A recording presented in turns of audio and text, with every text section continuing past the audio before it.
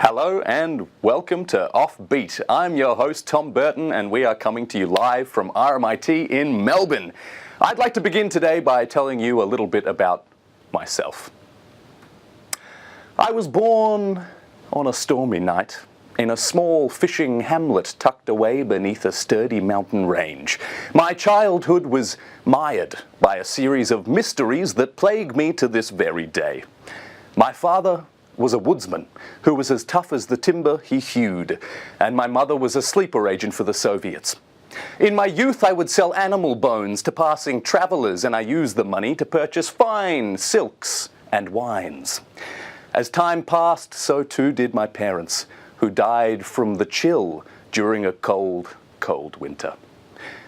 Adulthood came and went by, and I moved to the big city to chase my dreams of becoming a cabaret dancer.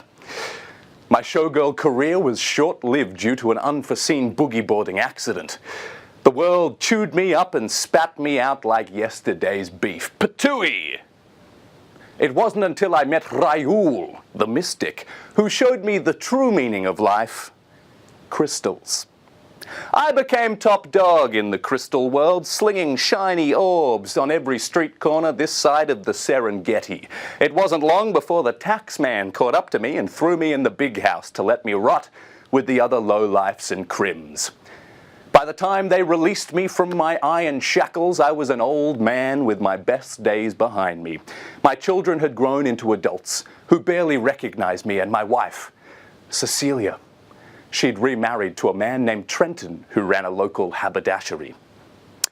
I died alone in the summer of that year with naught but my fading mind and the cold, cold hand of Lady Death to guide me to my final rest.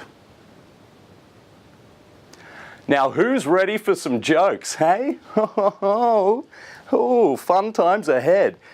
Buzzing! All right, who's ready for some fun news stories, guys? How about this? A woman in USA, Florida, you ever heard about this place? She had a pet anaconda that she affectionately named Slippery Pete.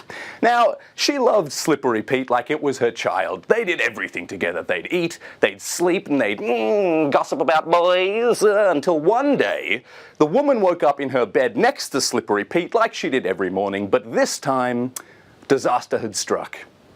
Slippery Pete was dead. Well, the woman was devastated. This was her long and windy friend, and she'd lost him. So in a desperate attempt to seek answers to this great injustice, the grieving woman took her beloved pet to the vet for an autopsy. Now, the master of beasts studied the creature for many moons before revealing his sad, sad conclusion. The snake had died of starvation. It had stopped eating months ago and had slowly been stretching out its stomach in order to make room for a great feast. Slippery Pete had every intention of devouring the woman who had taken him in and treated him like a son. Now, is that not the most romantic story you have ever heard? You know, it gave me a great idea for my next Valentine's present. What I'm going to do is I'm going to starve myself while I stretch out my stomach, right? For months I'm going to do this so that I can devour a human person. I mean, what a story that would be. Am I right, fellas? Hey? Am I right? Let's hear it for cannibalism. Hey? No? Okay. Well, I hope you're going to enjoy the show, guys. We've got a great show for you tonight. We're going to have some fun interviews, a few sketches, and it's going to be a whole lot of fun. So stick around and enjoy the show. Alright, so we've got 40 seconds to get everyone in.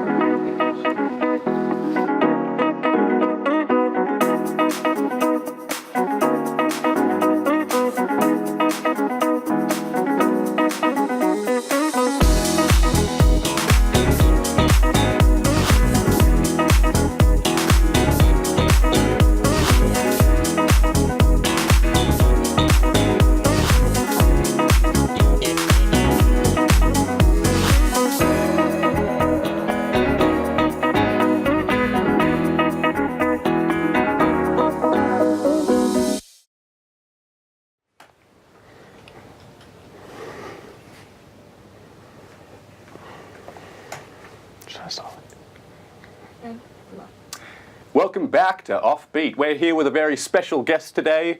His name is Warwick Johnson, and he holds the Guinness World Record for the most failed businesses that one person has ever done. Warwick Johnson, thank you very much for being on the show. This is nice. Is this wood? No, this is a fabric. So, Warwick, please tell us about some of your businesses. Obviously, you're famous as being the failed businessman. So I'd really like to hear from you. What are some of your famous examples of failed businesses? Well, first of all, failure. I don't like that word. I don't think a man with 20 businesses under his belt could be called a failure. All right, that's. Well, it depends on the success of the businesses. It depends on whether or not you've started a business, I think. So one of my more successful adventures was the soup for hands. You got a pair of hands, you got an extra pair of hands, come on down to the soup kitchen, we'll take those hands off you and we'll give you a bowl of soup. Okay, so you get people to come and help give soup out to the homeless. That's lovely. No, you see, some people just realise, some earlier, some later in life, but they realise that they don't really need these. But there are a lot of people in the world that do. There are a lot of people that do need hands on an everyday basis. So if you're one of those people, if you don't use your hands, come on down to Soup for Hands, we'll take those hands. We've got a bowl of soup waiting for you. I wouldn't listen to this man. I would listen to this man. No. Well, let's move away from potential cannibalistic issues and let's move on to something a bit more family friendly. Now, I read an article recently that you started a business for children called the Happy Kid Fun Time Game. Happy Kid Fun Time Game. And I heard it involves clowns, it involves streamers, it involves just trying to keep the kids happy. Yeah. Can you tell me a little bit about that? Yeah, well, pretty much we got the inspiration from hide and seek. All right, except we wanted to take it to the next level. So what we do is we take a bunch of kids, we take them to a hospital. We say, lose yourself. All right, just get lost in the hospital, find a nook, find a cranny, find a sharp implement. These are used hospitals. These are used hospitals, because that adds an element of excitement. So we say, go into the hospital, get lost, and then we actually don't look for them for the first day because we're trying to build resilience. I think resilience is something that's lacking in children. So I think you should direct it to me, not to them. To me. Children need to know. Children need to be informed. They don't. Just tell me. All I'm saying is you leave a child in a hospital unattended overnight, that kid will learn some life lessons and he'll come back a little bit more appreciative of the home that he has. This sounds shockingly illegal, and I'm starting to realise why you have had so many failed businesses. It's No, see, that's not it at all.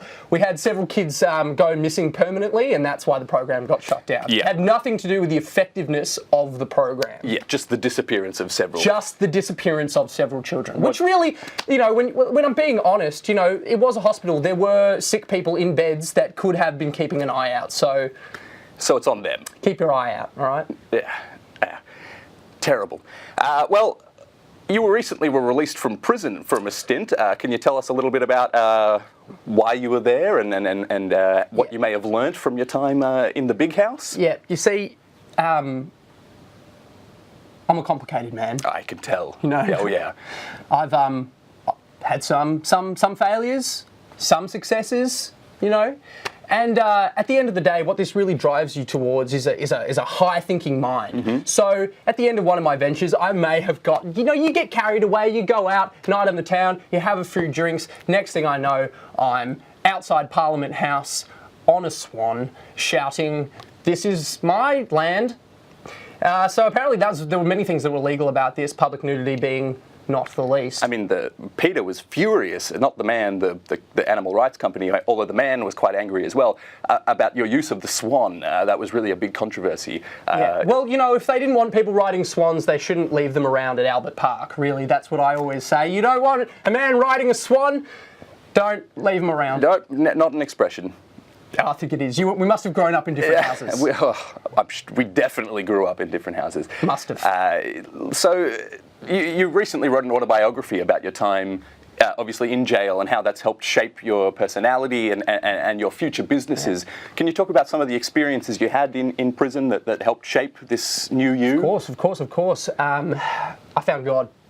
You found God? I found him. Wow.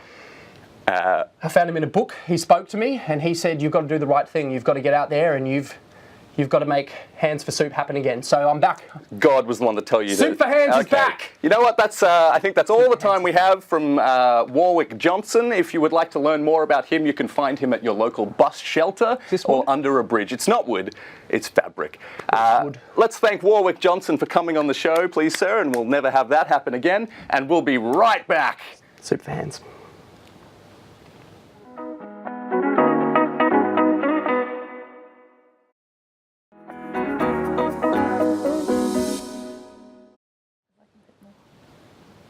Hello and welcome back to Offbeat. Our next segment, we have two very special guests, Sam and Sophie, and they're here to talk about the popular television program RuPaul's Drag Race. Now, I've never heard of this show, guys. I'd like you to tell me what's it about? What's the dealio? What isn't it? It's an experience. It's a life choice. It is a show about drag queens competing for $100,000. Woo! It is everything. It is everything. Yeah. So So it's You life. guys really sound like this show has really shaped a lot of your personality and informs a lot of what you do in your Listen, lives. Tom, I found RuPaul at a very dark time in my life. I was addicted to high stakes Connect Four. And That's. RuPaul. He changed a lot.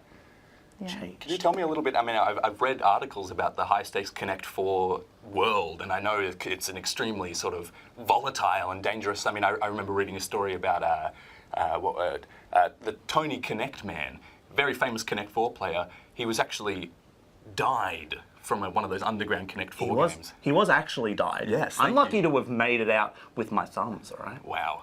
It's a ruthless, ruthless world out there. So tell me about these drag queens. Yeah, I don't know. I love them. They're my family. They're my friends. They're my enemies. They're just my entire being. Before we get to there, what's the show about? What's the drag queen show about? What are they? They're competing to be the best drag queen? What is this? It's a reality show, television show, if you will, where drag queens are judged by the drag queen, RuPaul. Charles. When you say the, as in RuPaul she Charles. is the original drag She queen. is the original, The first She ever. is the OG queen. Okay. yes, and they compete every week. One is eliminated, one wins. And then they get until squished together? No, no squishing. Sorry. It's not that kind of show. You know, I actually met a drag queen once. Yes, Yeah, her name was Muscly Susan. Muscly Susan. She beat the Beautiful bejeebers name. out of me at a party in Moorabbin. It was a house party, and I was trying to steal the house's dog from the party, and she caught me red-handed, and boy, did she give me a thrashing. Well, Tom, I think the house's That'll dog do it. would have a pretty easy job beating you up. No, it wasn't the dog, it was the drag queen that beat me. I got absolutely the drag thrashed by queen. Muscly Muscly Susan. She really held me down, and she let me have it. Well, Yeah. they are ruthless out there. Well- They'll hurt you not just with words, but with fists. With fists, with big fists. That was a fun night, though. You know, I actually, on that night, I also met the love of my life. Yeah, tell us more. No, sorry. No, who was it? Was it Muscly Susan? Sorry, guys, I'm just having a rough time at the moment. It's just all this talk about just drag queens and Connect 4, and it's bringing up a lot of memories, okay? But sorry. Okay. Professional. I'm going to be professional. And we're going to Connect 4 talk. has changed a lot. And we're going to talk about who is your favorite drag queen on the show? Well, for me, it's a tie between Bianca Del Rio, because she is a funny, mean queen, Funny mean queen. and Sharon Needles, because she is a funny, spooky queen. She likes Halloween, is her favorite holiday. Yeah. I I would would say. go Alaska Well, over Sharon. Sharon's ex, Alaska. Yeah. But Alaska's the winner, for sure. Yeah, Sharon also All-star. is... But All-Star. You know, it was Muscly Susan who actually Yes. taught me how to love. Oh, God. Okay, but what we came here to talk about is... Yeah, Alaska. Alaska. Yeah. It's so Alaska. good. I love it. All right. Do you need to go? No, I'm fine. Okay. We're having fun, aren't we, guys? Aren't we having fun, guys? Yeah. We're having such a good time on the show. Yeah. We are, but we're here to talk about RuPaul's Drag Race. Sorry, So- please. I hear there's a big new season coming out. New season. All Stars 3. All-Stars. All Stars 3. Who are you excited for, Sophie? I don't even know. Probably Trixie. We should get Muscly Susan on that show, if you know what I'm saying. I don't think she's been No. known that. Like, she has to have been in a different season for it to be All Stars. You know what? That's fine. She has, yeah. Yeah. I'm just trying to bring. Here's your thing. Here's my thing. I'm trying to make it. We're all trying to have fun on the show together, Look, you're guys. trying. Yeah, I right. don't. She doesn't sound like she'd win or even get very far. That's fine. You know what? I think we're out of time. Let's have a big thanks to Sam and Sophie who are talking about RuPaul's Drag Race. Wasn't it fun? We're going to take a quick break and we'll be right back after these government-sanctioned images. You got freeze frame?